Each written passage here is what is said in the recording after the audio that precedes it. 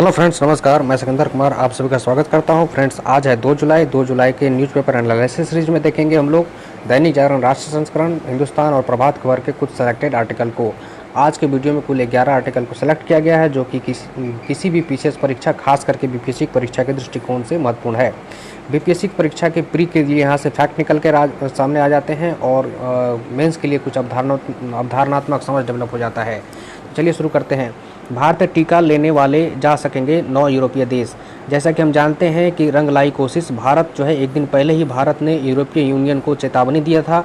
चूँकि है क्या कि यूरोपीय यूनियन के में करीब 27 देश है, वो यूरोपीय यूनियन के कुछ देशों के द्वारा भारत की जो टीका है, जैसे कोविशील्ड और कोवैक्सीन लिए हुए व्यक्ति को यूरोपीय देश में जाने से मना था, उसको वीज़ा नहीं मिल रहा था, हरी झंडी नहीं मिली थी, जिसके कारण भारत ने 2 टूक कहा था और गिव एंड टेक का जो है रूल जो है चेताया था। गिव एंड टेक रूल के आधार पर चेताया था और कहा था कि अगर हमारे लोगों को वहाँ जाने नहीं दीजिएगा, कोविशील्ड लिए हुए व्यक्ति को या कोवैक्सीन लिए हुए व्यक्ति को, तो आपके व्यक्ति को भी, कोई यूरोपीय व्यक्ति भारत आएगा तो उसको क्वारंटाइन रहना पड़ेगा 15 दिन या 1 महीना।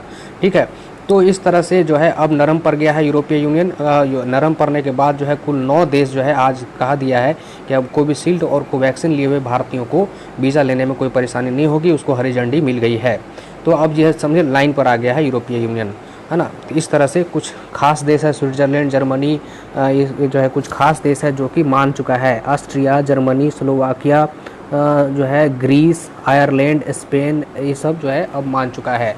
ठीक है, मान्यता दे दिया है, ग्रीन हरी झंडी दे दिया है। एक चीज़ और समझिए कि एक और स्वदेशी वैक्सीन तैयार हो गया है भारत में। भारत में जानते हैं कि पहले से जो है जो वैक्सीन तो है ही भारत के द्वारा निर्मित, एक नया वैक्सीन है भारत की जायडस कैडिला फार्मा कंपनी के द्वारा जायकोवी डी नाम से वैक्सीन बनेगा। जायकोवी डी, इसका 3rd नंबर का ट्रायल हो रहा है। जो ड्रग कंट्रोलर से जो है इसका जो है लागू करने के लिए जो है मांगा है ना, आदेश मांगा है। अब देखिए क्या होता है। तो जायकोवी डी नाम का एक जो है कोरोना टीका भारत के द्वारा निर्मित किया जा रहा है। इसकी खास बात यह है कि ये 12 वर्ष से ऊपर के जितने भी लोग हैं सब पर ये जो है काम करेगा, है ना। अभी तक जो वैक्सीन हुआ था बना है वो वैक्सीन 18 वर्ष से कम उम्र के बच्चे पर लागू नहीं हो रहा था, लेकिन ये जो है जायकोवी डी 12 वर्ष से ऊपर के सभी बच्चों और युवाओं और वृद्धों पर काम करेगा। ठीक है, 66% जो है ये कारगर होगा।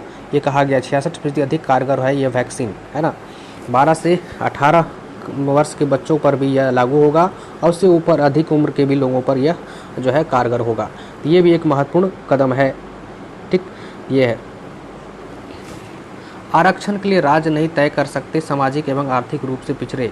हुआ क्या था कि कुछ दिन पहले जो है मराठा सरकार के द्वारा मराठों को 50% से अधिक आरक्षण दिया गया था जो है कॉलेजों में नामांकन के लिए और नौकरी पेशों में। तब जाकर के वो मामला सुप्रीम कोर्ट आया था, तो सुप्रीम कोर्ट ने जो है अपना निर्णय दिया था कि यह गलत है। सामाजिक और आर्थिक रूप से पिछड़ेपन का जो है अधिकार है वो केंद्र देगी, ना कि राज्य सरकार तय करेगी, केंद्र तय करेगी। तब जाकर के जो है वो निर्णय दे दिया था सुप्रीम कोर्ट। तो फिर वो जो है केंद्र सरकार जो है फिर से अपील किया, कहा कि नहीं, राज्य के अधिकार ही रहने दिया जाना चाहिए, राज्य को भी अधिकार है इस पर जो है अपना तय करे सामाजिक आर्थिक पिछड़ापन का क्या दायरा है, क्या मापदंड है। तो ये जो है केंद्र फिर से अपील किया, वो संविधान पीठ बना और संविधान 5 जजों का संविधान पीठ बना और 5 जज ने फिर से कहा कि नहीं, राज्यों को यह अधिकार नहीं हो सकता, केंद्र के पास ही अधिकार है। तो पुनर्याचिका जो केंद्र के द्वारा दायर किया गया तो उसको सुप्रीम कोर्ट ने खारिज कर दिया है। मराठा आरक्षण का मामला था और इसमें यह कहा गया कि 102वें संशोधन के बाद, संविधान में 102वें संशोधन के बाद जो नौकरियों में और दाखिला में जो सामाजिक एवं शैक्षणिक रूप से पिछड़े वर्गों की घोषणा करने की शक्ति है राज्यों के पास नहीं है, है ना, वो केंद्र के पास ही है। तो केंद्र जो है क्या किया कि राज्य का पक्ष लेते हुए जो है अपील किया कि नहीं, राज्य के पास भी होना चाहिए। तो सुप्रीम कोर्ट कहा नहीं, ये आपके पास है, मतलब केंद्र के पास है, राज्य के पास नहीं होगा। तो इस तरह से यह मामला था। ठीक है, तो ये है। अगला देखिए, डिजिटल इंडिया यानी भ्रष्टाचार पर चोट। डिजिटल इंडिया योजना भारत सरकार की है। ये इसको आए हुए 6 साल हो गया। उसी का वर्षगांठ मनाते हुए पीएम मोदी ने इस कार्यक्रम को संबोधित कर रहे थे। संबोधन में बहुत सारी उपलब्धियों को गिनाया उन्होंने। डिजिटल इंडिया सामान्य नागरिकों के लिए सुविधा का बड़ा माध्यम बना है, इन्होंने बात, इसमें कोई दो राय भी नहीं है। डिजिटल इंडिया से बहुत चीज़ आसान हो चुका है। डिजिटल इंडिया सामान्य नागरिकों के लिए सुविधा और उसके सशक्तिकरण का एक बहुत बड़ा माध्यम बनकर उभरा है। इसने सिर्फ गरीबों को नहीं बल्कि मध्यम वर्ग और युवाओं की ज़िंदगी भी बदल दी है। डिजिटल इंडिया में सबको अवसर, सबको सुविधा और सबकी भागीदारी सुनिश्चित हुई है, जो कि एक बहुत बड़ी बात है। डिजिटल इंडिया कार्यक्रम के 6 साल पूरे होने के अवसर पर मोदी बोल रहे थे। डिजिटल इंडिया आने से समय और श्रम और धन की बचत हुई है। ठीक है, डिजिटल इंडिया में मिनिमम गवर्नमेंट और मैक्सिमम गवर्नेंस का जो रूल है ये भी फॉलो हुआ है। मतलब घर बैठे भी सारा काम हो जा रहा है। मतलब मिनिमम गवर्नमेंट जो है ना, मिनिमम गवर्नमेंट मैक्सिमम गवर्नेंस का जो प्रोटोकॉल है वो भी पूरा होता नज़र आ रहा है। ठीक है, डिजिटल इंडिया आने से डिजी लॉकर की सुविधा मिली है। डिजी लॉकर में क्या है कि कोई भी व्यक्ति अपना सर्टिफिकेट, कागजात, महत्वपूर्ण कागजात जो है वो उसमें सुरक्षित रख सकते हैं। सेवा प्रक्रिया आसान हुई है। ड्राइविंग लाइसेंस हो, चाहे बर्थ सर्टिफिकेट बनाना हो, मृत्यु सर्टिफिकेट बनाना हो, बिजली का बिल भरना हो, पानी का बिल भरना हो, आदि आदि, टैक्स रिटर्न भरना हो, आदि आदि, ऑनलाइन शॉपिंग करना हो, ये सब आसान हुआ है ना। इसके बाद one nation one ration card के तहत जो है अब कोई भी व्यक्ति किसी भी राज्य का है वो एक राशन कार्ड से किसी अन्य राज्य में भी राशन उठा सकता है। तो ये one nation one ration card की भी सफलता है डिजिटल इंडिया के माध्यम से ही हो पाया है। गरीबों को सिस्टम से जोड़ना, रेहड़ी वाले, ठेले वाले डिजिटल इंडिया से ही जुड़ पाया है, ताकि उसको जो सामाजिक न्याय के तहत, सामाजिक उत्थान योजना के तहत जो उसको पैसा मिलता है, जो रियायत अनुदान मिलता है, वो अनुदान जो है वो उसके डीबीटी अकाउंट में डायरेक्ट चला जाता है। ठीक है, ये डिजिटल इंडिया के माध्यम से ये सुनिश्चित हुआ है। स्वास्थ्य सुविधा जो है आजकल डॉक्टर से वीडियो कॉन्फ्रेंसिंग करके हम स्वास्थ्य लाभ भी ले रहे हैं, है ना, टेलीपैथी के माध्यम से। तो बहुत सारे सुविधा, वर्क फ्रॉम होम भी आज जो हो रहा है, वर्क फ्रॉम होम, ये डिजिटल इंडिया ही इसके लिए अहम योगदान दे रहा है। पीएम वानी से जो है गरीब बच्चों को मिलेंगे ऑनलाइन शिक्षा। पीएम वानी एक योजना प्रधानमंत्री की तरफ से लाया गया है, केंद्र सरकार की तरफ से। इसमें यह है कि जगह जगह पर पॉइंट लगाए जाएंगे जिसमें वाईफाई संचालित वाईफाई लगेगा, और वाईफाई जो है उसमें आसपास के छात्रों को उस वाईफाई से लाभ लेकर के ऑनलाइन पढ़ाई कर पाएगा। इस तरह का जो है डिजिटल इंडिया से ही ये सब चीज़ संभव हो पाया है। अगला देखिए बिहार सरकार से संबंधित है। बिहार सरकार ने पंचायतों में टैक्स लेने की नियमावली जल्द तय करने वाली है।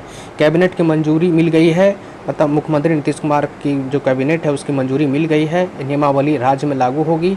हाट, बाजार और मेले की पंचायतें टैक्स वसूलेगी। 2006 का जो पंचायती राज अधिनियम बिहार सरकार का है उसमें यह बात कही गई थी कि पंचायत को जो है यह अधिकार है कि वह टैक्स भी वसूले। तो उस पर जो है अमली जामा पहनाने के उद्देश्य से बिहार सरकार ने इस पर एक जो है नियम लाने जा रही है। बिहार के ग्रामीण मंत्री के द्वारा, है ना, ग्राम पंचायत मंत्री के द्वारा यह जो है लागू किया जा रहा है। अब इसमें क्या होगा कि जैसे ग्रामीण स्तर पर जो भी चीज़ है, जैसे ट्रैक्टर है तो ट्रैक्टर पर 250 रुपया सालाना लेगा, वो पंचायत लेगी। ये सरकार जो है नियम बना करके एक तय कर देगी कि किस वस्तु पर, जैसे हाट पर लगाना है, मेला पर लगाना है ना, जो हाट बाज़ार पर लगाना है, मेला पर लगाना है, इस सब चीज़ पर लगाना है, तो कितना दर तय होगा वो ये जो है नियम में तय होगा, वो उच्च होगा। उससे कम जो है पंचायत जो है उस पर टैक्स लगा सकती है सालाना, उससे अधिक नहीं, उससे कम ही लगा सकती है पंचायत। तो इसके लिए क्या होगा कि एक जो है टैक्स वसूलने वाला कर्मचारी नियुक्त होगा पंचायत स्तर पर, और प्रतिनिधियों को भी प्रशिक्षण दिया जाएगा। जो पंचायत स्तर के प्रतिनिधि होते हैं उसको भी प्रशिक्षण दिया जाएगा, है ना।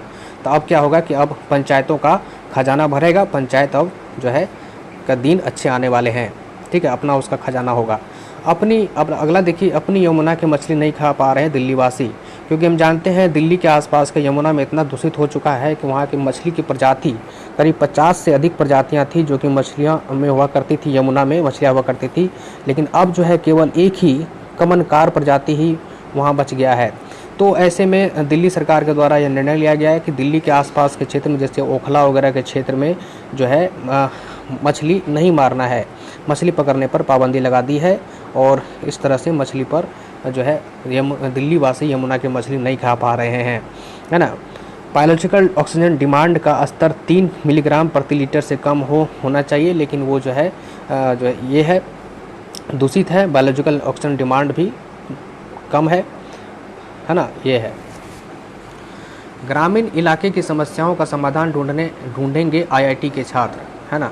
ग्रामीण इलाकों की समस्या का समाधान ढूंढेंगे आईआईटी के छात्र। इसके लिए भारतीय प्रौद्योगिकी संस्थान मतलब आईआईटी दिल्ली ने छात्रों के लिए एक ग्रास रूट इनोवेशन प्रोग्राम लाने जा रही है।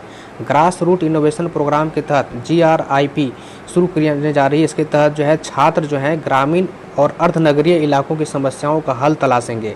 जो भी समस्याएं हैं ग्रामीण क्षेत्रों में और अर्धनगरीय क्षेत्रों में, उस समस्याओं के हल तलाशेंगे। तो इसके लिए क्या करेंगे, फर्स्ट चरण में जो है एक सप्ताह महीना भर जो है ग्रामीण क्षेत्रों में वो भ्रमण करेंगे और समस्याओं को तलाशेंगे। समस्या क्या है उसको जो है चिन्हित करेंगे। उसके बाद फिर दूसरे राउंड में उस समस्याओं पर काम करेंगे, है ना, रिसर्च करेंगे, इनोवेशन करेंगे। तो इस तरह का एक जो है आईआईटी दिल्ली की पहल पर इस तरह का प्रोग्राम है, grass root innovation program GRIP लाया जा रहा है, जो कि एक महत्वपूर्ण कदम है। ठीक है, ऐसे भी भारत सरकार के द्वारा आईआईटी संस्थान का स्थापना किया ही गया था, इसीलिए कि भारत में जो भी समस्याएं हैं उसको समस्याओं को कैसे टेक्नोलॉजी के स्तर पर समाधान निकाला जाए। ठीक है, ये है। अब देखिए महारानी लक्ष्मीबाई होगी झांसी रेलवे स्टेशन का नाम। अब देखिए जैसे कि जानते हैं उत्तर प्रदेश में बहुत सारे रेलवे स्टेशन का नाम बदल गया है। जैसे प्रयागराज हो गया है ना, इलाहाबाद का नाम प्रयागराज हो गया, मुगल सराय का नाम जो है दीनदयाल उपाध्याय स्टेशन हो गया। उसी प्रकार से अब जैसे झांसी का भी नाम रेलवे स्टेशन का नाम अब हो जाएगा महारानी लक्ष्मीबाई स्टेशन। इसके लिए जो वहाँ के जिलाधिकारी ने जो है शासन को भेजा है, मतलब योगी सरकार को भेजा है। अब देखिए वहाँ पर क्या होता है। ठीक है, ये पहल जो है, ये प्रस्ताव वहाँ के स्थानीय सांसद अनुराग शर्मा की सिफारिश पर जिलाधिकारी ने जो है इस अपने मुख्यमंत्री को इस तरह का प्रस्ताव भेजा है। अब झांसी का जल्द ही देखिएगा नाम हो जाएगा अब क्या, महारानी लक्ष्मीबाई रेलवे स्टेशन। ठीक है, जैसा कि योगी सरकार ने जो है फैसला लिया था, इलाहाबाद को प्रयागराज में बदला था, मुगल सराय को दीनदयाल उपाध्याय नगर में बदला था, फैजाबाद का नाम अयोध्या कर दिया था। इसी प्रकार से अब झांसी का नाम क्या हो जाएगा, रानी लक्ष्मीबाई रेलवे स्टेशन। हालांकि इसमें यह भी कहा गया है कि जिला का नाम झांसी ही रहेगा, सिर्फ रेलवे स्टेशन का नाम बदलेगा। अब देखिए गंगा जल से कोरोना उपचार, ICMR व केंद्र को नोटिस। हुआ क्या था कि गंगा जल से कोरोना के उपचार को लेकर के दावा किया था BHU के रिसर्चर ने, BHU के वैज्ञानिकों ने एक रिसर्च किया था कि जो जहाँ से गंगा निकलती है उस गंगा के एरिया से जल को लेकर के उस पर कुछ रिसर्च किया गया था, कुछ लोगों पर इस पर रिसर्च किया गया था। तो उसमें यह पाया गया था कि गंगा जल छिड़कने से, उसका स्प्रे लेने से जो है, स्प्रे छिड़कने से या गंगा जल से नहाने से जो कोरोना का जो है असर नहीं के बराबर रहा है, कोरोना का प्रभाव नहीं रहा है। तो इसीलिए जो है इसका जो है ICMR इसका जो है मान्यता देता था। ICMR में इसकी पुष्टि के लिए भेजा गया, इसका तो रिव्यू के लिए भेजा गया, तो ICMR इसको खारिज कर दिया। ICMR जो होता है इंडियन मेडिकल रिसर्च इंस्टीट्यूट होता है ना, Indian council for medical research. तो यही जो है भारत के और नैतिकता समिति, भारत का नैतिकता समिति इक्विटी एथिक्स कमेटी को नोटिस जारी किया है सुप्रीम कोर्ट ने। चूँकि सुप्रीम कोर्ट में जो है यह इलाहाबाद हाई कोर्ट में यह याचिका दायर किया गया है। कि याचिका इसलिए दायर किया गया है क्योंकि ICMR जो है इस पर अमल गंभीरता से नहीं ले रहा है इस चीज़ को। तो ICMR जब गंभीरता से नहीं ले रहा है तो जो भी शोधकर्ता लोग हैं वो जो है इलाहाबाद हाई कोर्ट चले गए। तो इलाहाबाद हाई कोर्ट ने केंद्र सरकार के एथिक्स कमेटी और ICMR को जवाब तलब किया है, बोला कि जल्दी से आप जवाब दीजिए, क्यों नहीं आप इसके शोध को अमल में ला रहे हैं, या इस पर जल्दी से रिव्यू कमेटी गठित करके इसमें क्यों नहीं इसमें जांच पड़ताल कर रहे हैं कि ये शोध गलत है या सही है। ठीक है, तो इस तरह का बात। अगला देखिए, ईरान अब संयुक्त राज्य के निरीक्षकों को नहीं जाने दे रहा है नतांज। देखिए ईरान जो है अपना नतांज, जगह का नाम है नतांज, वहाँ पर क्या है कि ईरान एक अपना यूरेनियम शोधन केंद्र नतांज में है और वहाँ पर लोगों यूरोपीय कंट्री कुछ है जिसको यह अंदेशा है कि वहाँ पर ईरान जो है परमाणु बम बना रहा है। और ईरान इसलिए शक और भी लाजमी है शक होना, क्योंकि ईरान जो है वहाँ पर संयुक्त राष्ट्र के कुछ निरीक्षकों को वहाँ जाने नहीं दिया, और जो है आपका एजेंसी, अंतर्राष्ट्रीय परमाणु ऊर्जा एजेंसी है, उसके कुछ एजेंटों को उसके कैमरे से जो निगरानी होती है उस कैमरे को भी उस क्षेत्र में जाने से रोक दिया गया। ठीक है, इसलिए और भी शक जो है, शक की घड़ी उस पर जाती है। हालांकि कुछ स्कॉलरों का मानना है कि ईरान परमाणु बम नहीं बना रहा है, लेकिन यही बात है, ये नतांज में ये चीज़ है। ब्रिटेन में भारतीय छात्रों के लिए वर्क वीज़ा पाने की खुली नई राह। ब्रिटेन में क्या है कि अब जो भी छात्र पढ़ने जाते हैं उसको जो है स्टूडेंट वीज़ा मिलता है। स्टूडेंट वीज़ा मिलता है तभी तक का जब तक वो रह करके वहाँ के यूनिवर्सिटी में पढ़ पाएंगे। लेकिन अब जो है ब्रिटेन में जो है ब्रिटेन की गृह मंत्री प्रीति पटेल ने एक वीज़ा कार्यक्रम का ऐलान किया। इसमें यह कहा गया कि जो छात्र वहाँ जो आकर के पढ़ रहे हैं ब्रिटेन में, तो उनको जो है एक एक्स्ट्रा पढ़ाई करने के बाद 2 साल 3 साल तक वहाँ नौकरी करने या नौकरी तलाशने के लिए भी एक राह जो है कुछ और दिन का जो है वीज़ा मिल पाएगा। तो है ना, 56,000 भारतीयों को मिला वीज़ा इस तरह से, है ना, ये चीज़ है। ब्रिटेन में भारतीय छात्रों के लिए वर्क वीज़ा पाने की भी खुली नई राह, है ना। छात्र वीज़ा पाने वाले छात्रों को फिर से वर्क वीज़ा 2 साल 3 साल 1 साल के लिए मिल गया है, ठीक है, राह खुल गई है। तो जानलेवा लू से कनाडा में हाहाकार, ब्रिटिश कोलंबिया में मरे 486 लोग, है ना। है कि अभी जैसे कि कनाडा है ठंडा प्रदेश के तौर पर जाना जाता है, लेकिन फिर भी वहाँ पर लू का कहर अभी चल रहा है, गर्म है अभी, तो जो है लू का कहर चल रहा है, जिसमें 486 लोग मर गए। कनाडा का एक प्रांत है ब्रिटिश कोलंबिया, वहाँ पर 486 लोग मर गए, ठीक है। और इसका कहर जो है संयुक्त राज्य अमेरिका में भी है, न्यूयॉर्क शहर में भी कुछ लोग मर गए, 13 लोग, है ना। इस तरह से अमेरिका भी झुलस रहा है। सिएटल में 48 डिग्री पहुँच गया है तापमान। सिएटल जो है आपका वहाँ का एक शहर है अमेरिका का। तो इस तरह से तो ये सब क्लाइमेट चेंज होने के कारण ही ये सब चीज़ हो रहा है। कुवैत ने सिर्फ 1 किलो का उपग्रह छोड़ा। कुवैत जो है अपना पहला उपग्रह, कृत्रिम उपग्रह छोड़ा, जो कि मात्र 1 किलो का है ना। कृत्रिम उपग्रह प्रक्षेपित किया जो कि महज 1 किलोग्राम का है। ये नैनो सैटेलाइट है। कुवैत स्थित ऑर्बिटल स्पेस कंपनी के संस्थापक मुख्य कार्यकारी अधिकारी बाशम अल-फैनी ने गुरुवार को कुवैत न्यूज़ एजेंसी को इस बात की जानकारी दी, है ना, ये बात है। क्यूब सेट के रूप में पहचाने जाते हैं ऐसे उपग्रह, जो छोटे उपग्रह है, नैनो उपग्रह क्यूब सेट के नाम पहचाने जाते हैं, उपग्रह माना जाता है, ठीक है। अगला देखिए, अंतरिक्ष में दिखी अनजान तरंगों की गुत्थी सुलझी। पिछले साल क्या है कि अंतरिक्ष में कुछ अनजान वेव नज़र आया था, वेव दिखाई दिया था, तो वो लेकिन उसकी गुत्थी नहीं सुलझ पाई थी, लेकिन अब जाकर के गुत्थी सुलझ गई है। कुछ वैज्ञानिकों ने पूरे हर देश, कुछ देश के वैज्ञानिकों ने इस पर काम कर रहा था, तो जो जाकर के गुत्थी सुलझी है। तो गुत्थी सुलझने में यही आया है कि जो है समझ में यही आया है, खुलासा यही हुआ है कि तरंगे, ये जो वेव थे, ये ब्लैक होल और न्यूट्रॉन तारे की टक्कर से निकली थी।